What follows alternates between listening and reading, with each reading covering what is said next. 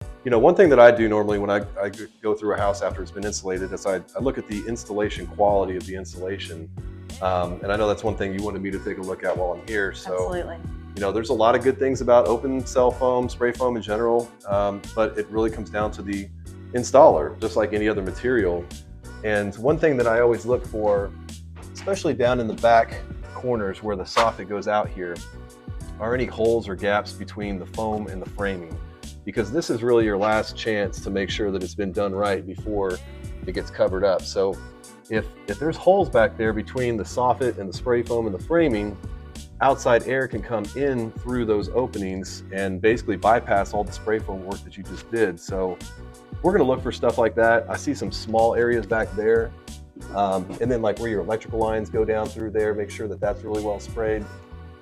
So here's another example of what we were just talking about, where there's a little hole that you can't really see until you get way back in there, but you can see there's a gap between the spray foam back there that needs to be filled in before the drywall comes, way back in there in that corner. But you can just take gun foam and fill that kind of thing in. Okay. See if we find any more over here. It looks like there's a couple little gaps right there. And you're mainly just looking for dark spots, right? I'm looking for, yeah, just a hole where there could be, because the thing about open cell spray foam is it expands out really quickly. Mm-hmm. So when they spray it, it expands 100 to 1 where it comes out, and it can go fast and it can create pockets when it expands. So Okay. sometimes if there's not a good solid surface to spray against, the foam just expands out and it doesn't completely fill that gap between the roof deck and the ceiling, for the lack of a better term, below. In this case, it's the soffit. Right. But yeah, and then over here, this goes into another little attic space that I can't really see too well, but it looks like he mounted up the foam pretty decently there. All right, so here's another couple spots that I found. Just on the other side of the ceiling joist going out there, you can see just a little bit of gap right there. And then again, 2 places it looks like. yep, one right there. There's another one on the other side. Hole there, hole there. So that's the kind of stuff you just want to get the gun foam Okay. and make sure that you seal that up. There's another little spot, another little spot. So When you say gun foam, just literally over-the-counter Home Depot spray foam. yep, great Okay. stuff. Or if your foam guy's coming back to do something anyway, he can take his gun foam, or he can take, you know, the professional foam and just flash over top of it. But I really like to get the gun and stick it back there in the hole and actually Make sure. fill it up Okay. as far back as you possibly can. Okay. So based off what you said before, this is the stuff that I'm looking for. These little holes along in here That's right. that were missed, as well as this corner, and then between the extra stud right down in there. Yep. The lower part has been spray foamed from the other side. It's part of a roof line for an addition. Okay, so yeah, the roof deck comes basically to the bottom of the spray foam, and so they insulate it above the roof line. Correct. Yeah, this is the kind of thing you want to look for. I mean, you want at least 3.5 inches of open cell spray foam. Yeah, and I'm pretty sure this is 2x4s. Yeah, so older houses like this, true 2x4s, not 3.5 inches. Right. So 4 inches of depth. The other thing you see here is the foam pulled away from the framing, so that, you know, it could have been too cold when they sprayed it. Something definitely happened on this wall.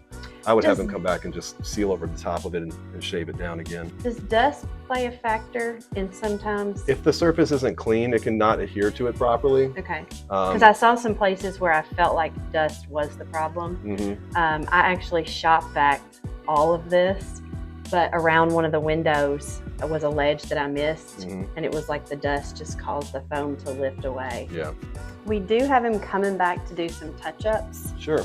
But I would definitely wanted you to point out everything that I'm not seeing. Right.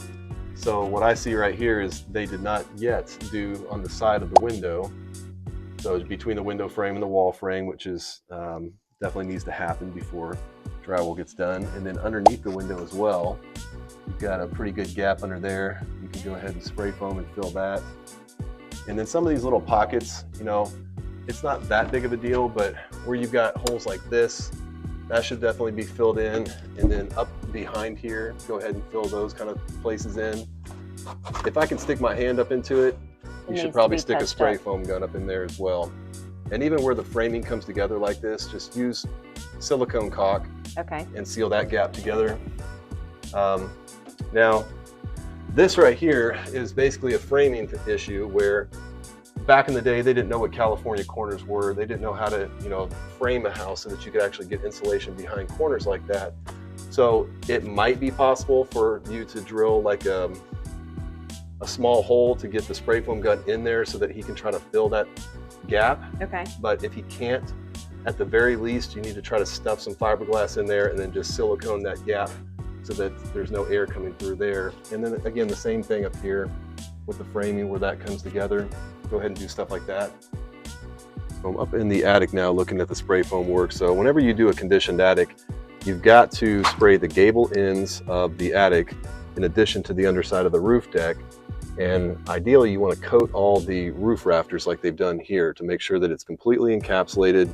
You don't have any exposed framing, especially when you have 2x6 or even 2x8 roof rafters. If they were 2x10s or 12s or something like that, I wouldn't be as concerned about it because you really only need about 6 to 8 inches of open cell foam to make a good job here. But this looks pretty good.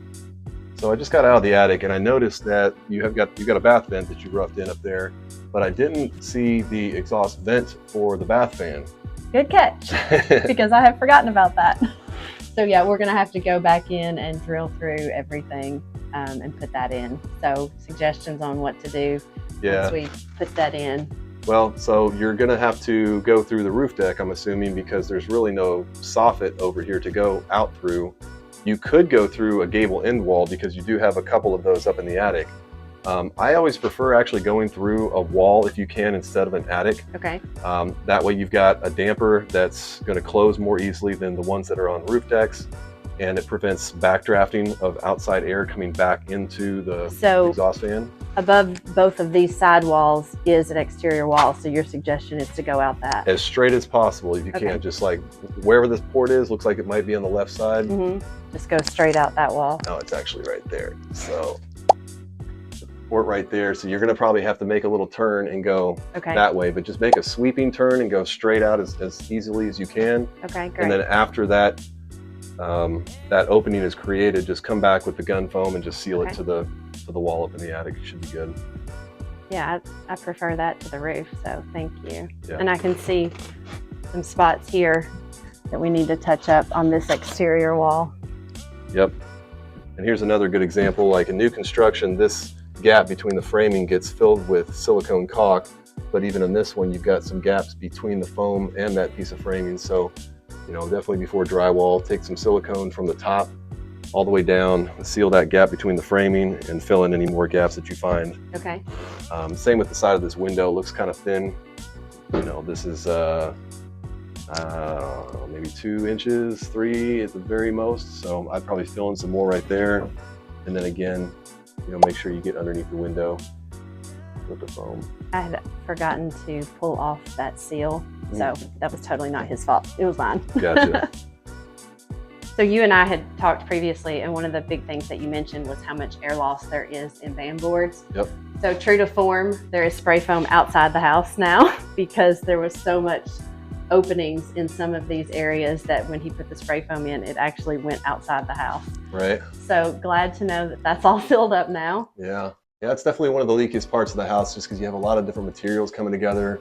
There's always electrical lines or plumbing lines, gas lines going out through that rim joist. So, and I know, earlier today we had talked about new houses have the foundation walls insulated with foam board and sometimes spray foam insulation. You wanted to leave this exposed for character reasons or budgetary reasons, and that's okay as well. But, if in the future you decide to stay here longer, I would definitely think about insulating, the foundation walls.